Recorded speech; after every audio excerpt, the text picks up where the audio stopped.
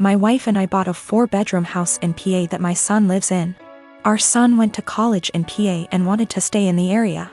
So we bought the house as a second home. We live in NJ and commute into Manhattan for work. We figured that he would have a place to live and we could visit every so often and spend some quality time together. We pay the taxes and services / maintenance on the house. Our son pays for his groceries and the house utilities. All was going well for a few years. Our son meets a girl and they get serious. We met her and she seems nice enough. They announce their engagement and she moves into the house with our son. Now for the problem, the wedding. We hold a little get-to-know-you barbecue at the PA house. My son and daughter are there, as are our son's fiancé and her parents. And sisters. We all seem to be getting along well. My wife, daughter and the fiancé go into the house along with her mother and sisters and my son. A few minutes later my wife and daughter come out and are really upset. They come over and tell me we're leaving and driving back to NJ. I try to find out what happened. Once we get back to NJ and they calm down, they tell me that our son and his fiancée along with her family don't want us at the wedding. According to what I was told, we're not their kind of people. I was livid. I called my son and asked him WTH this was about. He tells me that her family feel that we are not good enough and will embarrass them at a family wedding, and that we are all uninvited from the wedding. I let a week go by to calm myself down and drive back to the PA house. The new future in-laws are in the house along with the fiancé. It appears that they all moved into the house. They ask me why I'm there. I tell them that since we aren't invited to the wedding, I was coming over to talk to my son. They tell me to leave their house. I lost it and told them that they had 30 days to get out. Tell my son I'm selling the house and he could find somewhere else to live with all of you. I go to a realtor in town and list the house for sale. They call my son at work and tell him what I said. Apparently they thought that he owned the house. He calls me and asks why I'm selling his house. I tell him I paid for it along with the taxes on it and it is mine. He was living there rent-free, but since he doesn't want us in his new life, he has to get out. I tell him the same as I told his future in-laws. They have 30 days to get out, then I'll get a lawyer and get them evicted. Am I the for taking a hard stance on this? He is my son, but the in-laws seem to take over and we no longer count. I gave birth to my daughter weeks ago. My experience was pretty traumatic, and since it was my first, I had no clue what to expect. When I went into labor, I had the most difficult time of my life. I was in pain for hours. My mom was with me, but she had to go, and my husband was with me the entire time. I did something so embarrassing in the delivery room. I pooped myself, which was unexpected and I don't know, but it was embarrassing, and although my medical team were very professional about it, my husband couldn't help himself and started laughing about it later and even telling my family about it, but they didn't react. Just didn't find it funny, and neither did I. In fact, I found it embarrassing, and I already told him to stop bringing it up, especially when he started joking about getting me diapers for my opsies. It got really tiring and chipped away from my self-esteem and confidence. We were with his parents celebrating New Year's Eve together when I excused myself to the bathroom. While I was getting up, he made a quick remark and said, "Oh, yeah, you should go quickly because we don't want any accidents just like the one we had at the hospital. You know what I mean?" While blinking at me. His family actually laughed and brother-in-law commented, "Good one." I was astonished and so angry and ashamed. I literally just lost it on him and yelled at the top of my lungs, calling him a cruel and insensitive jerk. To be using the difficult experience of birthing his child as a joking matter and humiliating me in front of everybody. He was shocked, staring back at me and not saying a word. All went silent and I just stormed off to the bathroom till we left, and that was when he snapped, saying I messed up by talking to him like that in front of his family during dinner. I said I couldn't hold my tongue for that long, and after he kept joking about an embarrassing thing when I told him to stop.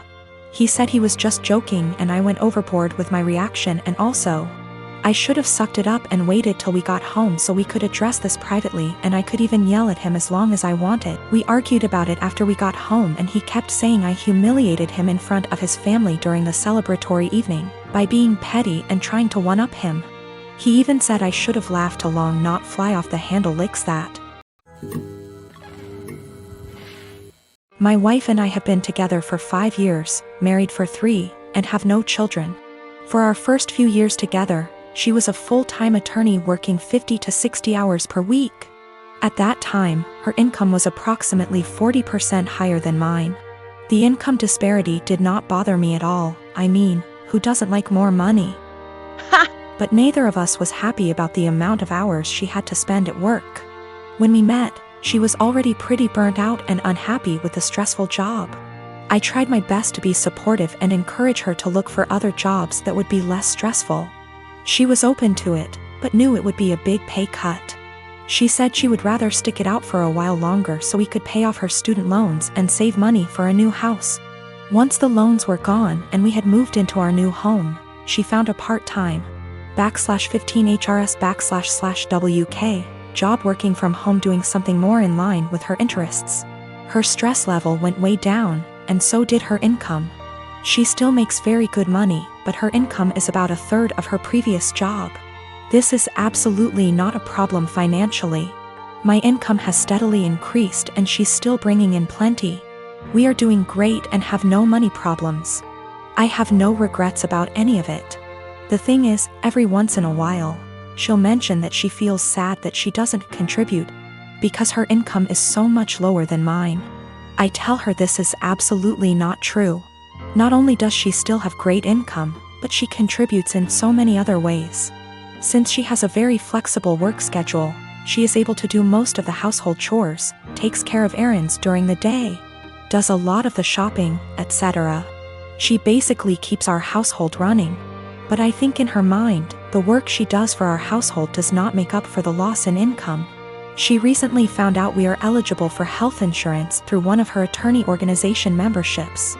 She sent me the details, but it turned out that our current plan we have through my job is still a better deal. I texted her and said I looked into it, but we should stick with what we have. When I got home from work, I could tell she was feeling down. She told me she had gotten excited at the possibility that we could use something through her work, and that she would be providing something major. She was crushed when I told her we shouldn't use it. I felt terrible. While she was working at her old job, we decided we wanted to start a family. The ideal situation was for her to get a low-hour, flexible, work-from-home job so she could be a stay-at-home mom with a little bit of income on the side. This job popped up and it seemed almost perfect for us. Unfortunately, the baby has not come as quickly as we had hoped, which we knew was a possibility. So we are kind of in limbo where she doesn't want to quit her current job or start a new full-time job, because she could get pregnant at any time. My brother-in-law, Sammy, lost his home shortly after his divorce 10 months ago. He moved in with us and brought his twin daughters, Olivia and Sloane 18, with him a couple of months ago. His sister, my wife, and I have one daughter, Zoe 16, and she and her cousins aren't close but get along fine. Olivia and Sloane have no respect for Zoe's privacy, none. They used to walk into her room and take everything they get their hands on.